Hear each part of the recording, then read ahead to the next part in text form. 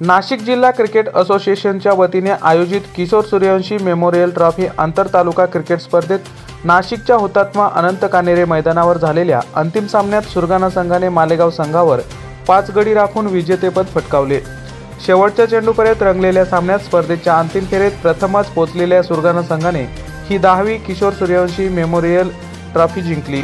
अंतिम सामन्यात प्रथम फलंदाजी करत मालेगाव संघाने 6 बाद 116 धावा केल्या। अजिंक्य खापरेने सर्वाधिक 26 धावा केल्या। रामदास धुमने 3 बळी घेतले। सुरगाणा संघाने विकास राठोडच्या फटकेबाज नाबाद 44 धावांच्या जोरावर शेवटच्या चेंडूवर विजयी धाव घेतली। मंगेश शिरसाट सुरगाणा संघाचे प्रशिक्षक आहेत। नाशिक ग्रामीणचा नितीन कडाळे 147 धावा स्पर्धेतील सर्वोत्कृष्ट फलंदाज ठरला।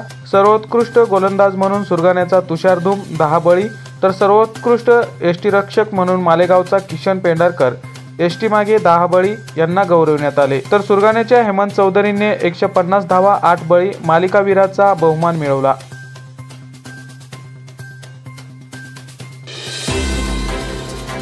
ताज्या व खात्रीलायक बातम्या बघण्यासाठी आमच्या YouTube चॅनलला सबस्क्राईब करा।